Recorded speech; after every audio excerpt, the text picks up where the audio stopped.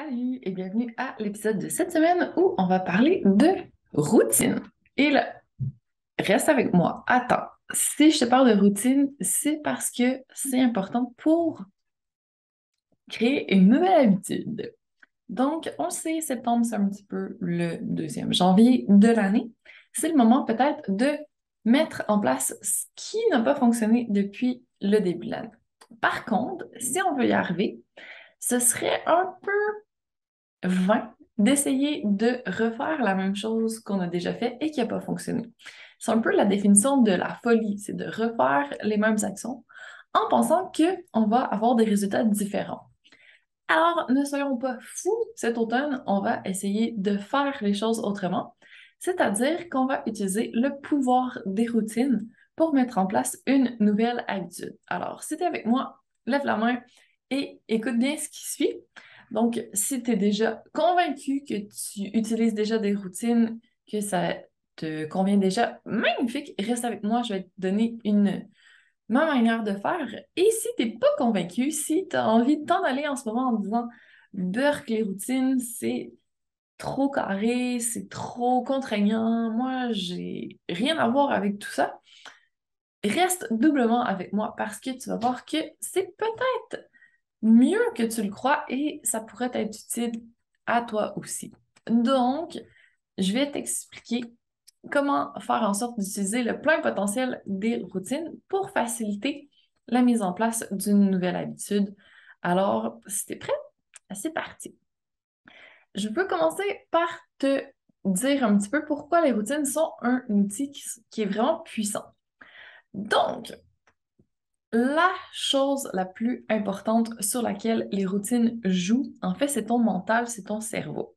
Ce que ça permet de faire, c'est de créer un automatisme. Donc, plus tu répètes une routine, plus ça devient facile parce que ça devient ancré.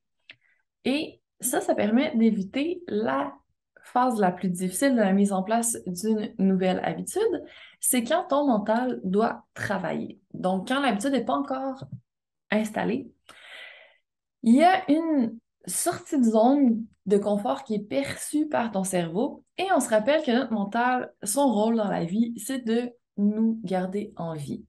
Donc, pour assurer notre survie, il n'y a pas envie de se casser la tête parce que ça demande plus d'énergie, parce que peut-être qu'on se met dans une situation qui pourrait nous amener à être en danger. Donc, c'est vraiment archaïque comme méthode de pensée, mais notre cerveau est fait comme ça depuis des millénaires pour assurer notre survie. Donc, le sachant, ce qu'on veut faire, c'est éviter à notre cerveau de devoir trop travailler, percevoir une menace à notre survie. Et la méthode pour y arriver, c'est de créer un mécanisme par la répétition.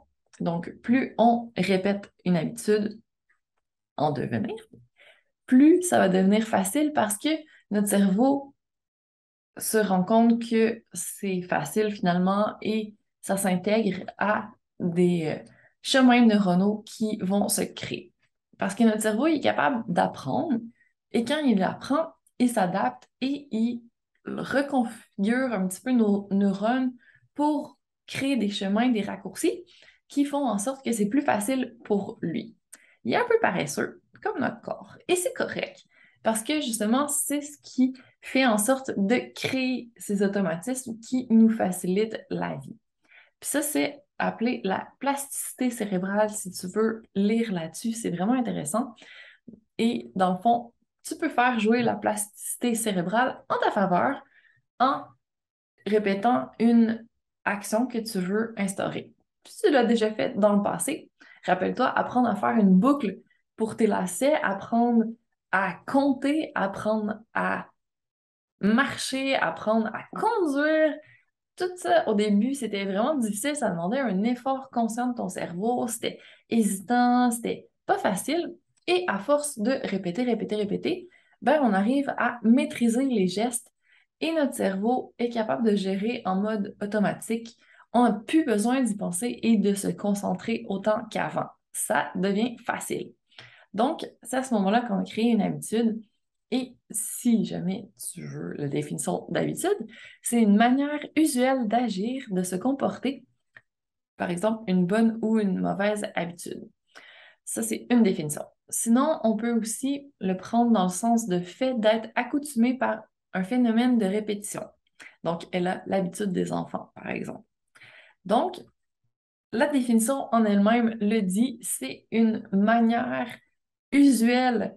Donc, on a l'habitude, c'est un fait auquel on est accoutumé par la répétition. Donc, il n'y a pas de miracle. Il va falloir s'accrocher pour mettre en place une nouvelle habitude, la répéter, répéter, répéter, faire la même chose durant un certain temps pour arriver à implanter cette habitude de manière durable. Et c'est justement le rôle des routines. Donc, tu comprends pourquoi les routines sont si importantes maintenant, parce que ça te permet de créer dans ton cerveau les chemins neuronaux qui vont te permettre de passer de l'étape où c'est difficile à l'étape où ça devient facile, ça va tout seul, tu n'as plus besoin d'y penser et tu vas pouvoir continuer dans le temps encore longtemps parce que justement, ça ne demande pas trop d'efforts, donc pourquoi pas continuer? Alors, tout ce qui te reste à faire, c'est à utiliser à ton avantage le pouvoir des routines. Puis, pour y arriver, ben, je veux pas que tu vois ça comme couler dans le béton. Une routine, c'est flexible. Tu peux tester, trouver les routines qui te conviennent, puis les changer un petit peu en cours de route, mais faut pas oublier qu'il faut laisser le temps au processus de se faire et à l'habitude de s'installer. Donc, ça prend quand même une certaine routine qui reste relativement similaire pendant un certain temps pour en arriver là. Parce que la définition de routine, c'est habitude d'agir ou de penser qui est devenue mécanique. Donc, quand c'est devenu mécanique, c'est facile. Et si tu passes ton temps à changer, tu vas toujours devoir refaire travailler ton cerveau. Donc, garde ça facile et garde ça simple pour arriver à créer cette habitude. Puis si tu es en train de te demander, OK, ouais, je pourrais essayer, mais en fait, ça va prendre combien de temps exactement pour qu'une seule routine soit enfin ancrée en habitude? Alors, on entendait parler pendant un certain temps de 21 jours, mais il n'y a pas de consensus au niveau de la science. Ça dépendrait des personnes, ça dépendrait de l'habitude qu'on veut mettre en place. Donc, je te dirais de viser un petit peu plus longtemps, au moins un mois. Ça peut être plus long. Tu vas le voir, en fait, si ça devient facile ou pas. Donc, visons un mois. On va dire que c'est la durée minimum pour mettre en place une habitude. Ça se peut que ça arrive plus vite, ça se peut que ça arrive moins vite, mais tu vas apprendre à gager un peu tout ça, tu vas apprendre à réguler dans le processus. Donc, partons sur 30 jours en sachant, encore une fois, que c'est pas coulé dans le béton. Mais, tu vois, 30 jours sur une année, c'est pas tant que ça, finalement. C'est pas une routine, ça n'a pas à être toujours la même durant toute l'année. Tu vas pouvoir changer au moins 12 fois à peu près dans l'année et créer différentes routines, mettre en place différentes habitudes. Donc, je veux vraiment que tu le vois comme un outil. C'est pas quelque chose qui est là pour te nuire, bien au contraire. Donc, tu peux vraiment t'amuser avec les routines et en créer une douzaine par année. Peut-être plus, peut-être moins. Tu pourras jouer avec ça. C'est vraiment libre à ta créativité. Il n'y a pas de règles fixes. Donc, maintenant qu'on sait que les routines, c'est pas ennuyeux, que c'est utile et que ça va vraiment permettre de mettre en place des habitudes à long terme, est-ce que tu es prête à créer une nouvelle habitude avec moi? Donc, avant de partir, j'aimerais juste que tu réfléchisses à une habitude que tu veux mettre en place parce que après, il va falloir que tu réfléchisses à une manière de concevoir une routine qui va te permettre de soutenir cette habitude. Donc, si on part sur un exemple super simple, on veut mettre en place l'habitude de bouger avec régularité. Donc là, après, ça peut prendre différentes formes. C'est vraiment libre à toi si tu veux commencer à faire du pilates à la maison, par exemple, ou si tu veux aller courir dehors, tu vas pas mettre exactement la même routine en place, mais je vais quand même te donner des astuces qui vont faire en sorte de faciliter l'implantation de ta routine et par le fait même de l'implantation de la nouvelle habitude que tu veux mettre en place. Donc, mes suggestions, ça va être, premièrement, de suivre les cycles lunaires ou ton cycle menstruel si tu veux, pour avoir ta fameuse durée d'à peu près un mois pour faire ta routine avec constance et vraiment prendre le temps de l'implanter. Donc, c'est une façon un peu différente. Tu peux le faire du premier du mois jusqu'à la fin. Si tu veux, tu peux le faire aussi avec les cycles lunaires parce que la nouvelle lune, c'est un bon moment pour commencer à poser une intention et à mettre des choses en place. Puis après ça, ben, ça te donne à peu près la même durée que le mois de toute façon. Donc, à toi de choisir ce qui te convient le mieux. Si tu n'as pas envie de suivre le calendrier, sache qu'il y a d'autres options comme les cycles lunaires et les cycles menstruels également. Alors, libre à toi de choisir la méthode avec laquelle tu veux fonctionner. Ensuite, une fois que tu sais de quand à quand tu veux mettre en place ta nouvelle routine pour implanter une nouvelle habitude, je t'invite vraiment à choisir comme fréquence de le faire à tous les jours et en plus à heure fixe, ce qui va te permettre de mettre une alarme et ton alarme, ben, quand elle sonne, tu lâches tout ce que tu fais et tu vas faire ta routine sans te poser de questions. Je veux vraiment que ce soit facile comme ça. Si tu te dis, ah, je le ferai quand j'aurai le temps, il y a des chances que ça se fasse pas. Si tu donnes trop de choix à ton cerveau, il y a des chances qu'ils choisissent la facilité et qu'ils choisissent de te donner des excuses pour ne pas faire ta routine. Donc, c'est pour ça que si tu mets une alarme, si tu le fais vraiment sans te poser de questions au même moment, à chaque jour, pendant un mois, tu mets vraiment tu mets vraiment les chances de ton côté d'arriver à implanter ton habitude et à créer une discipline qui va te servir plus tard, tu vas voir. Donc, accroche-toi. Donc, je t'ai déjà parlé de deux astuces pour mettre en place une routine. Si jamais tu écoutes la vidéo, tu vas voir que j'ai maintenant Théo avec moi et ça se peut que tu entendes des petits bruits aussi, donc désolé pour ça. On passe à la troisième astuce que je te donne pour mettre en place une routine et par le fait même une habitude. Ça va être de choisir des routines qui te plaisent. C'est comme pour le sport, si tu n'as pas envie de le faire parce que c'est quelque chose qui est trop contraignant, encore une fois, pour ton cerveau, ben ça part mal. Donc, il y a tellement d'options. Je veux vraiment que tu choisisses des petites astuces, que tu fasses des petits tweaks qui vont te permettre de vraiment aimer ta routine. Et ça n'a pas besoin d'être compliqué. Tout ce que je vais t'inviter à faire, c'est à mettre un petit peu de gratification instantanée dans tes routines. Donc, quelque chose qui donne vraiment de la satisfaction maintenant quand tu fais ta routine. Et ça peut être, par exemple, de mettre de la bonne musique quand tu fais ton workout. Ça peut être de prendre quelque chose à boire que tu aimes, ton thé préféré, disons. Vraiment trouver un endroit qui te plaît, mettre des petites bougies, faire en sorte d'avoir une bonne ambiance. Donc tout ça, ça va vraiment créer une bonne ambiance, ça va créer une bonne énergie, tu vas avoir envie de le faire et ton cerveau, par le fait même, va être plus motivé parce qu'il va se dire, ah, mais c'est un bon moment qu'on va passer, donc let's go, on le fait. Alors que si c'est contraignant, que tu vas dans un vieux gym miteux pour faire ton sport, que ça sent pas bon, que tu détestes l'endroit, ton cerveau va trouver beaucoup plus d'excuses pour pas y aller. Donc, si tu arrives à trouver une routine et faire en sorte que l'implantation de l'habitude soit quelque chose de plaisant, ça va être beaucoup plus agréable et beaucoup plus facile par le fait même. Donc, ma troisième astuce, c'est vraiment de faire en sorte de mettre des choses qui te plaisent dans tes routines. Astuce numéro 4, ça va être de te rendre la tâche facile au maximum. Encore une fois, pour enlever à ton cerveau des possibilités de t'auto-saboter et de te dire ah, j'ai pas envie aujourd'hui. Donc, par exemple, pour ton sport, tu peux déjà à l'avance, la veille, sortir les vêtements que tu vas mettre. Tu peux dérouler ton tapis, installer ton coin pour faire ton pilates. Si tu vas courir, déjà préparer ta playlist de musique, tes espadrilles sur le coin de la porte, peut-être même ta bouteille d'eau. Donc, vraiment faire en sorte de tout avoir déjà de près. Tu les vois durant la journée aussi, ça prépare ton cerveau mentalement et ça fait en sorte que tu as beaucoup moins d'obstacles. Encore une fois, c'est plus facile au niveau de ton mental de faire ta routine le moment venu quand ton alarme va sonner. Donc, tu mets les chances de ton côté que ça arrive. Donc, ça, c'est mon astuce numéro 4. Rends-toi la tâche le plus facile possible. Et ensuite, on arrive dans les parties plus fun. Donc, la cinquième astuce, ça va être de te célébrer.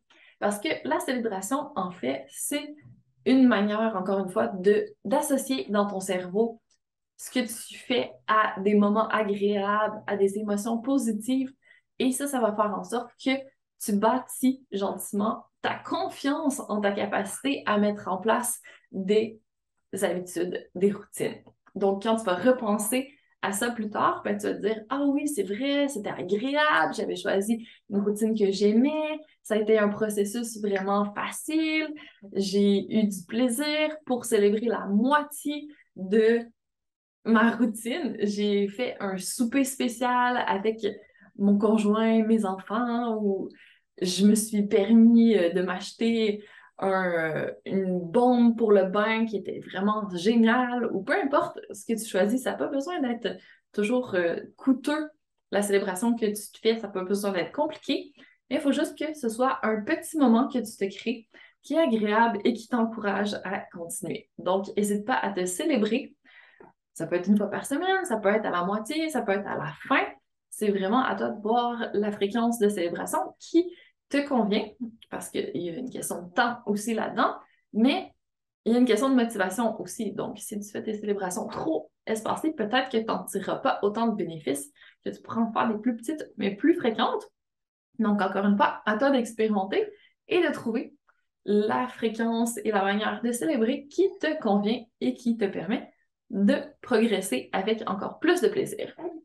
Et ma dernière, mais non la moindre astuce, ça va être de mettre des gens dans le processus, de te trouver des accountability partners. Donc, en français, il n'y a pas tellement d'équivalent. Si tu en connais un, dis-le moi parce que je n'ai pas trouvé. Mais en fait, c'est d'avoir quelqu'un qui va te tenir accountable, donc qui va te servir un peu de rappel si jamais tu commences à relâcher au niveau de ta routine et de la mise en place de ton habitude. Donc, cette personne-là, tu peux lui parler à tous les jours, tu peux lui parler une fois par semaine et tu vas faire un petit bilan avec elle, tu vas faire le point. Puis, si jamais tu trouves que c'est difficile, tu peux aller vers elle. Si tu as besoin d'encouragement, ça va être la personne qui va être là pour te soutenir et te garder on track. Donc, t'aider à continuer quand ça devient un peu moins facile. Donc, si on fait notre mise en place de notre activité physique toute seule et qu'on saute un jour, il n'y a pas de conséquences, personne ne le sait, notre cerveau va se dire que c'est pas grave. Par contre, si on doit rendre des comptes à la fin de la semaine à notre accountability partner, ben là, on va avoir à justifier pourquoi on n'a pas fait une journée, puis on se sent un peu plus mal, donc ça nous, entre guillemets, force, ou en tout cas encourage à faire notre habitude, notre routine. Donc, la personne à qui tu confies cette mission, elle a vraiment un rôle important parce qu'elle peut faire la différence au moment où tu as envie de décrocher. Elle est là pour justement t'empêcher de décrocher. Donc, c'est vraiment un rôle important. C'est une personne en qui tu dois avoir confiance et qui est là pour toi et que tu peux la joindre et régulièrement. Elle va vraiment faire son rôle. Ça peut être ton conjoint, ça peut être ta meilleure amie, ça peut être une collègue de travail, ça peut être ta voisine. Peu importe, à toi de voir. Mais l'important, c'est que tu parles avec cette personne et que tu aies quelqu'un qui soit là pour toi si tu as besoin dans des moments plus difficiles ou juste régulièrement pour faire un petit point. Donc, ça, c'est ma dernière astuce, d'avoir un accountability partner. Alors voilà, je te laisse tester. Je t'en dis pas plus pour cet épisode. Je veux que ça reste court, que ça reste actionable. Donc, commence à réfléchir à quelle habitude tu veux mettre en place cet automne, d'ici la fin de l'année. Quelle routine pourrait te supporter?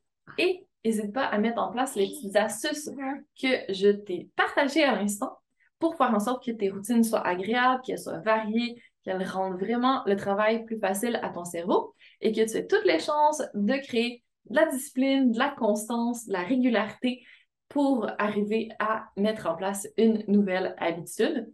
C'est positif le processus. S'il y a des mots que tu n'aimes pas comme la discipline, mets-les pas dans ton vocabulaire, c'est pas grave, mais c'est des qualités qui sont importantes quand on parle d'habitude et de vraiment créer quelque chose qui va durer dans le temps.